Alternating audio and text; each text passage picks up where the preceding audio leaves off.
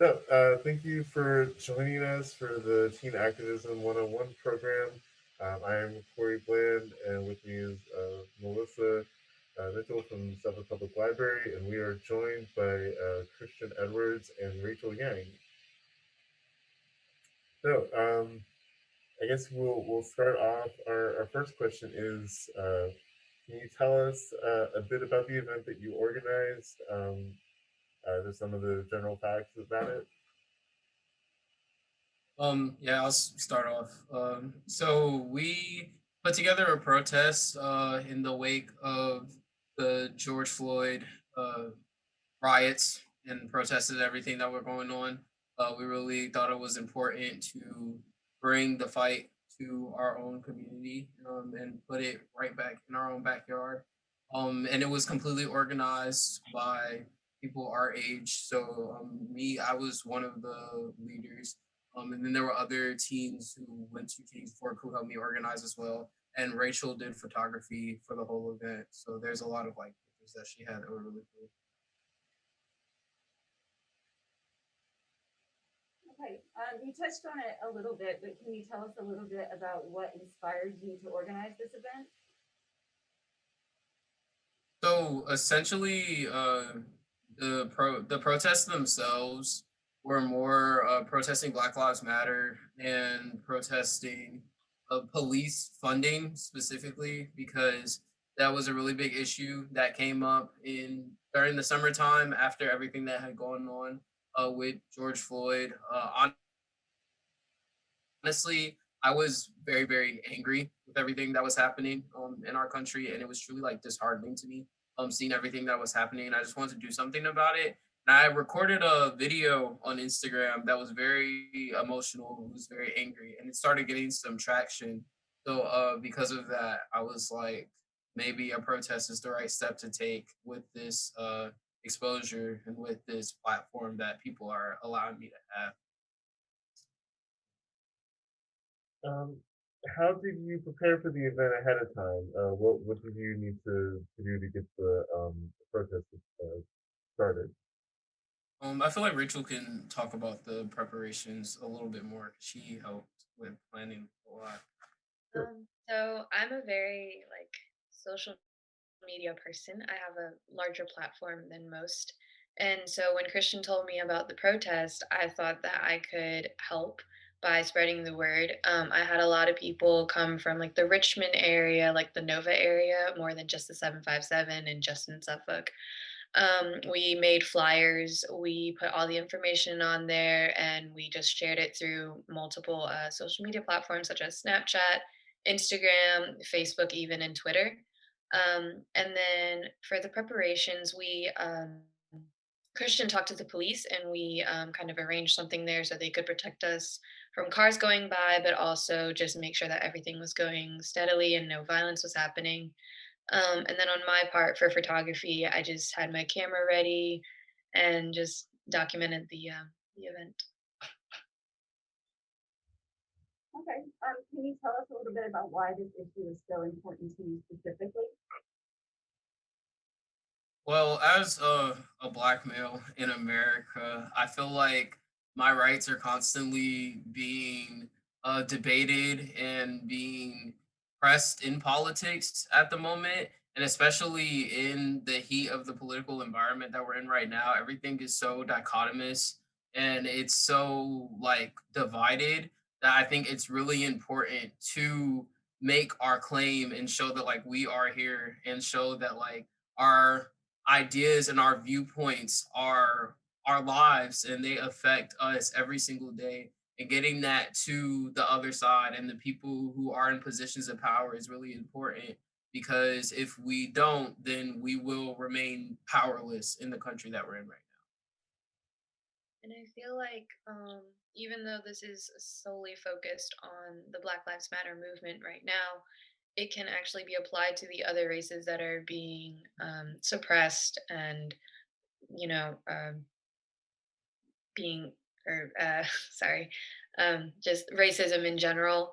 A lot of the problems, especially for me personally with Asians, um, it's we're like the model minority, and racism against us like aren't really talked about a lot. It's very accepted around. And when COVID happened, that dramatically changed, and it really kind of it was scary. And to be a person who understands that personally in America, I feel like that it's just like it's another thing that should be addressed. However, right now it's just kind of like a step by step, and in the future, I hope that everyone is actually going to be treated equally and fairly, and that none of this will ever be a problem again.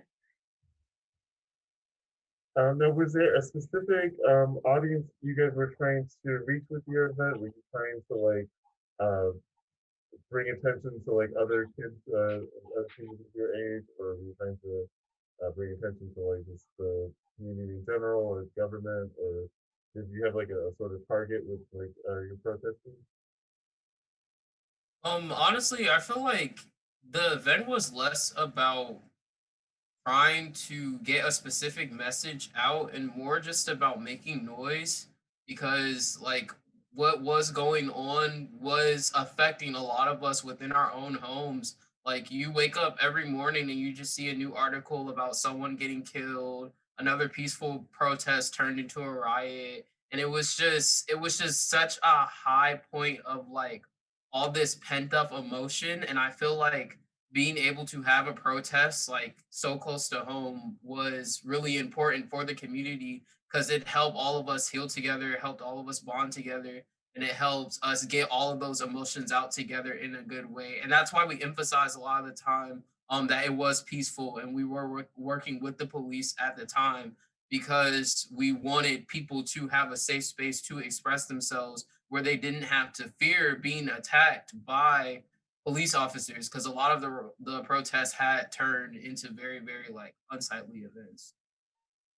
And also, we also like to emphasize how other people from different regions of Virginia came, and that just made everything just so much like more of a family and more connected with the community because it wasn't just people from our hometown, people from Richmond or even like further in Maryland came down and they supported us and walked with us and chanted with us. So at the end of your event, did you feel like your voice was heard by the community and by the government and the police and the other people that were there during the event? Oh, most definitely. We got so much news coverage on that event that I did not even expect to happen. And like the entire event was live streamed on the Suffolk News Herald's Facebook page, and like just that live stream getting shared everywhere just truly like showed like how much support that we had from the community that we were in, and more protests proceeded to happen after that in Suffolk and in the surrounding areas. And I feel like it truly was a catalyst for activism in the area. And with the police working with us, we got a couple of streets blocked off so that we could solely walk on them without cars going by. But as we walked down those streets, there were like bystanders and people in cars just going by, and they saw our protest and they honked their horns in support of us. They cheered us on, and we were out there for hours just doing our thing, and it was beautiful to see. That's awesome. That is really cool. Looking back on it, was there anything that you would do differently, or was there anything that like happened that like you weren't expecting, or any surprises that came up? I think one of the most interesting points of the event for me personally was when we did a circle around the block, and we circled around the block twice, and the second time that we came around we gathered at the fountain that's at the Suffolk Cultural Arts Center, and everyone started sharing like testimonials and how they felt, and it was just truly an emotional spirit experience. It brought tears to my eyes. There was one young lady who was there, and she was from Richmond, and she had been to a bunch of Richmond protests, and she was just sharing her stories about like how they were treating them there, and it was truly disheartening to see, but it truly was like an experience that I can say like I would not have got if having not been in that protest. So I truly do appreciate that protest for giving me that life experience. And for me, I honestly, because at first when we started out, we only had a couple of people, and we didn't really expect a large amount of gathering. Mm. However, once we started like walking, there were people who were just walking on the street who actually joined us, who originally were not planning to do a protest that day, which I found very heartwarming because it was just support from random people just walking by. And also, what Christian had said about everyone's personal stories and their personal experiences with the police and sharing their family stories as well and going on and on. And it was just very because the protests in Richmond, they were kind of more violent and the police weren't as welcoming or nice or helping them at all. And it was just really nice to see that in our community, the police was able to work with us rather than against us. So, did this inspire you to get involved with any other social justice issues? Are you guys planning any future events or anything like that? Do you have anything coming up that you would like to tell us about? Well, honestly, I think the best part about living in the age that we live in with social media and everything is every single day is an opportunity to advocate for social justice. Even if there aren't organized events going on, like information is always being shared, news is always in circulation, and we always hear more things coming about, especially with the recent events that have been happening at the Capitol, and what has been going on with the whole like change of power with the presidency. There's just been a lot of conversations that have been happening, and honestly I feel like it's a great time right now, just for political change and for political uprising. Personally, the only thing that I really plan on doing is just keep raising awareness, speaking out, advocating. And then also being on campus is great as well because I'm an art student at George Mason University. So like a lot of times if I like have something to say or like I want to speak my mind, I can go outside and like get some chalk and write something down on the street, and like people will see it and it raises support. So I think that that's pretty cool. I agree. Especially with the social media. Like I said, my social media presence is more than most people. But I always, every single day, I check the news to see what's been going on, especially again with the Capitol and the transfer of power, with today being the inauguration day. Yes. That's a very big thing. So I personally want to stay updated on politics because that is important to me and it does affect me in my everyday to day life and in the future as well. So I like to personally raise awareness about Asians as well as other minorities using my Instagram platform. Why do you think it's important for younger people to get involved in the kind of political and social justice issues, like people like your ages and say people like even younger, like our other guest that we had, Adriana, she was 10. Is there any advice you would have or thought you would have for like young adults and teens and kids that want to like get involved or how they can go about doing it? Well, talking about like what Rachel was talking about with social media presence, I feel like our generation and all the generations to follow us are more thrown into politics than we've ever been because they affect us every single day. We no longer live in a climate where like just because you're young, you can ignore the things that are going on in the government because now they're in your face. Like these issues aren't just like laws that are being passed that like affect our parents. It's like we get to have open discussions with among our peers or among our peers, like while scrolling through Instagram about things that affect us. And that's why I think it is so important that this is happening, that like this generational consciousness is coming about because it's truly important for us to be involved in these things because they affect us, and they affect us not just now but in the future and the people who are meant to follow us. So the earlier that we get involved in politics and that we get involved in activism, the more change that we can make. I feel like personally for me, I've seen a lot of families where their parents are kind of pushing their kids away from politics because they don't want them to be influenced as much, uh, per se. It's more of, I feel like, adults being afraid of our generation coming up, because from what I've seen, my generation, the kids my age and a little older or just a little younger, we can make so much change if we just apply pressure. That's all it takes. And with us, there's just, we're so aware of everything that's going on. And in protests, you can see little kids like 6 years old still walking with their parents or their brothers and sisters side by side, and they're chanting and they are advocating for everything. Even if they may not understand it to the fullest, they're still going and supporting. And I think that having good role models in your life is definitely a strong point. Um, like with Christian, he brought his little brothers to the protest, and that's something that you can also see in other protests where people are just bringing their younger siblings. And I think that's something that's very important. Okay, so that's the end of our prepared questions. Is there anything else that you guys would like to talk about your event or anything else going on? The best thing that I can say is that the protests have not stopped.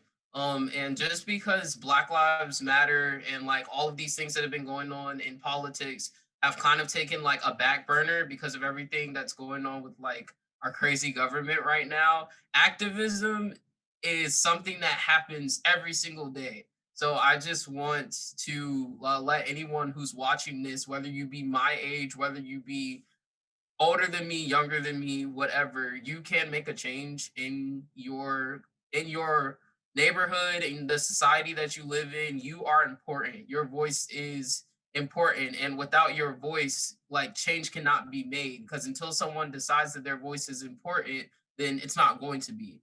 And I think that that's a really big thing I want to advocate is just don't ever stop speaking up.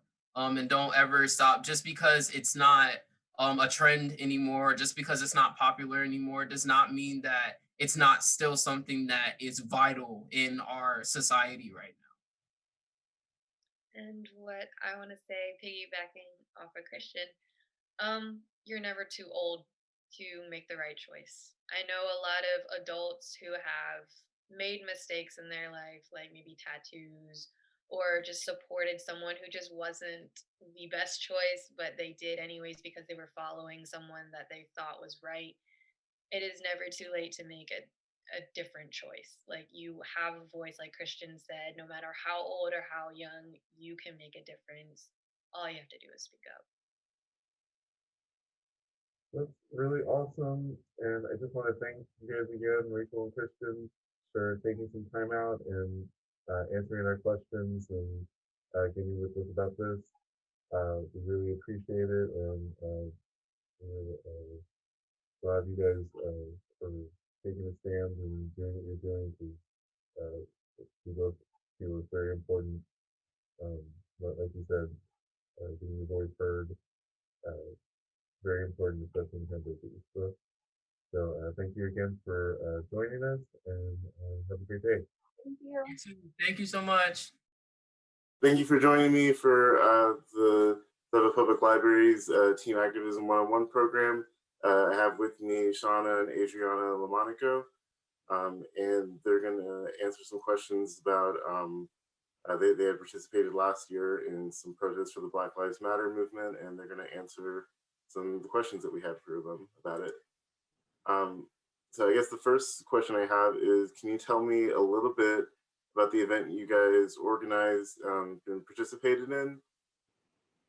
We did a march for social injustice, To raise awareness for the injustice. to raise awareness, and we had a lot of support from friends and family, and we did a lot of research. Well, I guess not a lot, but we did some research about what type of protests there are and how to organize them. And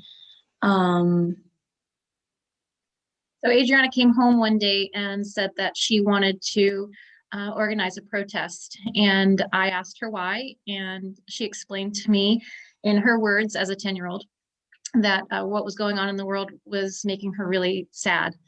And she wanted to get more involved somehow and show our Black community that we love them and that we are allies and that we hear them and that we support them, because she could see that they definitely weren't feeling very supported in our world.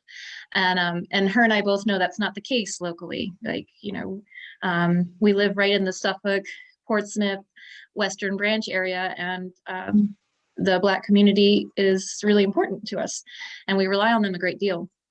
And although she couldn't verbalize all these things as she's 10, what I was hearing her say was exactly that. She just wanted to, as children do, they want to find some way to control the things they can't make sense of in the world. And she was trying to find that control. And so when she said she wanted to have that protest, I again asked her why, and she was able to tell me why. And I said, okay, well, you just need to do the research and tell me what is a protest, or what are the different types, and how do you go about organizing it. And at this time, we were really new to homeschool. It was we were just thrown into having to school at home, so I was looking for all the assignments I could give her, and she did it immediately. She looked it up on the internet. She found out all the different types of protests and how to organize them, and she decided that she wanted to organize a march. And so that's how we came about to creating that. Okay. Had you ever been to a march or protest beforehand? Was this your first one? This was different. I think this was my first one, actually. I had seen them on like social media and everything, and they were all very peaceful, and I was like, oh, this looks fun, I want to do this. But I'd never been to one about this or about anything else. Okay. And how did you go about preparing for the event? Like you said, you did some research. What were some of the things that you researched, or what resources did you use? So I researched what type of protests there are. Like, I feel like there's like a million, but there's not that many, but there's definitely a lot. There's marches. That's the only one I think I know about, because that's the only one that I needed to research. But there definitely is a lot. And we also had to get like, well, I guess we didn't have to, but we got a megaphone from Target, and got I think that's really it that we got for the protest. We knew a lot of people were coming, so we had to. We got one of my mom's friends, very close friends, made us signs that were like, there was some really cute ones. There was like there was a white hand and a black hand holding hands. I have that one hanging up in my room, actually. We had another one that said "My friends matter." That was a great one. But she made a lot of signs for us to share with whoever showed up, and we had water for everyone. And then there were a lot of connections that you also needed to make with other people, and make partnerships within the community. So that was the next step, was figuring out who can help us. And actually what ended up happening was I posted on social media for friends and family to show up and support this cause if they so chose to. But what ended up really happening was the community responded so positively, and we had a lot of local leaders reach out to us. So you want to tell them about some of the local leaders that joined us? We had Shannon Glover come and join us. Shannon Glover? The mayor. He's the current mayor of Portsmouth, but at the time he was running for mayor. And city council, and school board, my teachers from my school. We got the police chief and the police department to come. The police department was there. Obviously they came to make sure everybody was protected, but the police chief actually reached out to me personally and said that she wanted to walk with us. So it was really great. So Adriana led the march alongside Shannon Glover and the police chief. Was there a specific audience that you were trying to reach through your event? Like were you trying to reach out to the community to show them that this was important, or were you trying to reach out to show the government that this was important, or did you have a target? Kind of both, actually. Mainly more the community, because I can't just because I'm one person, I can't control what anybody thinks, but I know the community is definitely easier to tell them that this is a problem, they need to fix that. It's a smaller, closer group. Yeah. More than a bigger people, more important people. Well, or just a bigger scope of people. Of Yeah. government. It seems like a bigger task than working locally. Yeah. Is what I think. And I know you touched on this a little bit earlier, but why was this issue important to you? It just made me sad, and knowing that Black people are struggling during these times, like it hurt me. And if I did this, people knowing that a 10-year-old little girl knew that this is a problem, they would realize like, oh yeah, this is a problem. If a child knows this is a problem, and then maybe they would start being like, oh yeah, we need to fix this or something. Yeah. Sometimes hearing a child say what should be very obvious is kind of like it's a hard hit sometimes when you realize that a child can see this and that maybe we're overlooking it. So I think that was a really interesting perspective that she brought up. And what message did you want people to take away from your event? That just color doesn't matter. Like we're all people. We're not like because somebody doesn't have the exact same skin tone as you doesn't mean they're aliens or something. Like they're people. They aren't gonna hurt you. They live here and deal with it basically. Well, not just deal with it, but deal with it better. Yeah. Let's deal with it better. And I think that was her biggest, from what she told me, her heart was just sad for our Black community. And, the people that she loves, people that are very close to us, were feeling as though they weren't as important as others. And so I think that made her really sad. But what I also think ended up happening, which she didn't expect, was that a message that did go through her organizing this with my help was that we can do more. We can show up more. So even a 10-year-old girl had this idea and she was able to do it. She was able to pull through. And yes, she had people there to support her. She wouldn't have been able to do it without that support, but she got an idea and she made it happen. And so what ended up being a really great effect from doing this is that people felt inspired to do the same thing. And it was a great day, and it was a really beautiful thing to see in our community. And that's why I, as a parent, plenty of other parents kind of gave me a hard time about allowing my child to do this. But I thought it was important because I know my community is great. And I knew the day would be great, and it was. And it really showed her and everyone else that showed up that we can make a difference. And although it seems like there's a lot of hate in this world right now, there's a lot of unity too, and we just need to look for it and find it. And I was really happy that she was able to see that. And I think that mended her heart a little bit. Great, that's great. And that kind of leads into my next question. And so do you feel that the event allowed your voice to be heard? Would you encourage other kids your age to like participate in this sort of thing as a way to get their voice heard? Yes, definitely. Coming from me, this was almost the best day of my life.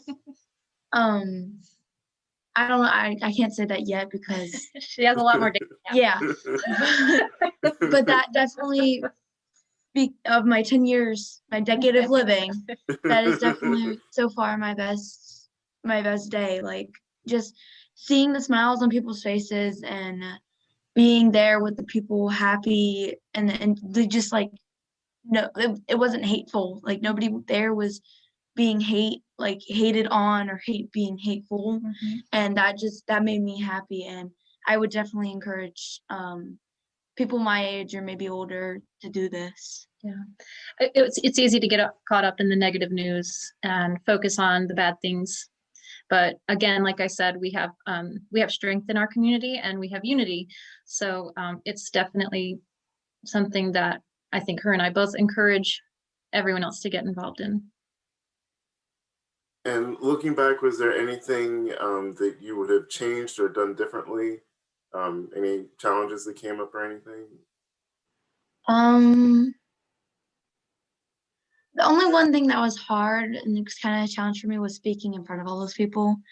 But I can't really change like that. She did great. She stepped up to the challenge and she did it. Yeah. And then she was interviewed on the news and you did that. That was also really hard too, though. But sometimes you just got to overcome those hurdles.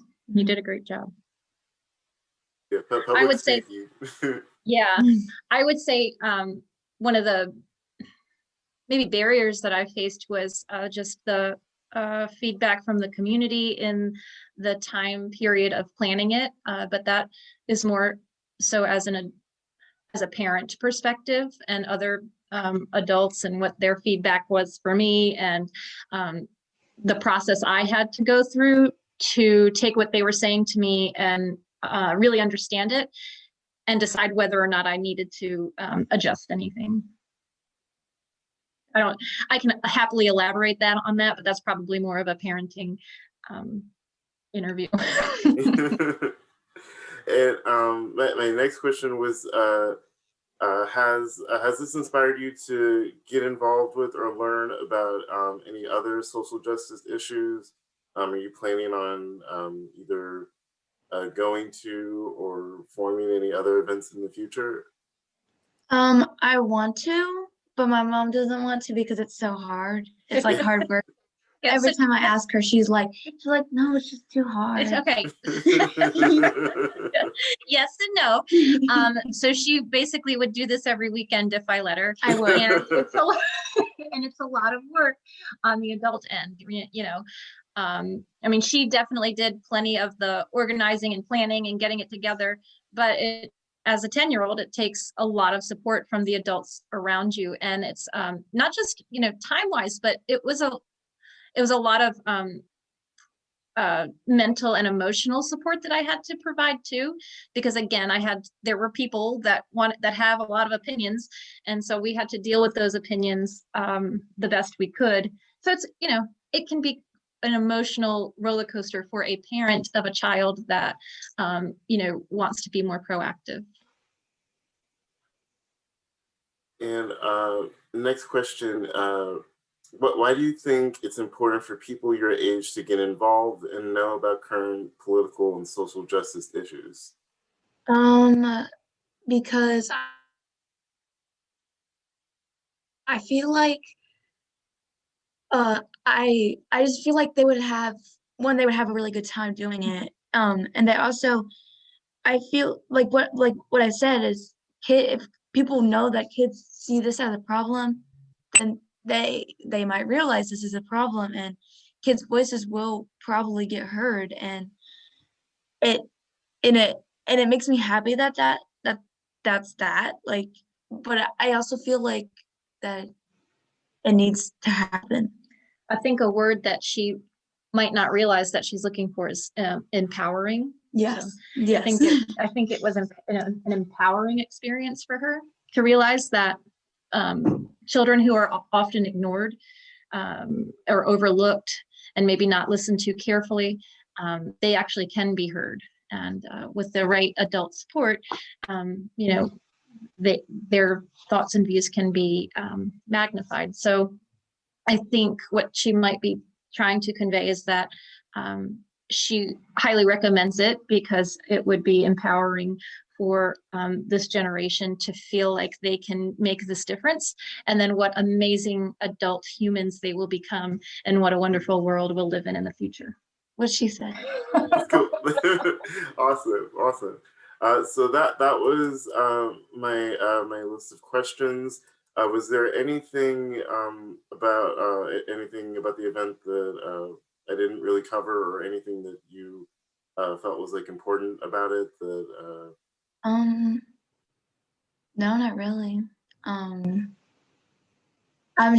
grateful for all the support I had. Like, most of my mom's friends and my friends came, and my teachers, like I said, my teachers came, and important people came, and that I'm just grateful for that. Like people that are important and in the community actually support this, and we have nice in the world. Yeah.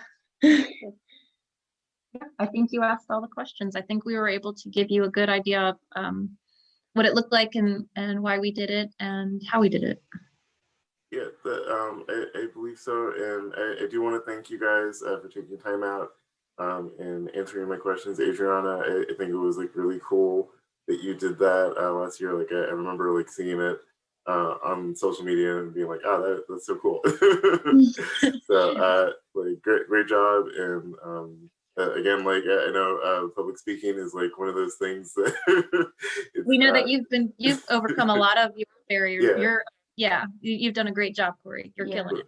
But good job, and thanks for coming. So I will. Yeah, I mean, we have to say too that we really appreciate you and Suffolk Public Library giving us this opportunity, because even though this happened, over the summer, it's still keeping the conversation alive. So we really appreciate that. And her event is still making an impact because you're giving it the platform. So, way to go, Suffolk Public Library and Corey, and thank you. And I hope you all keep it up.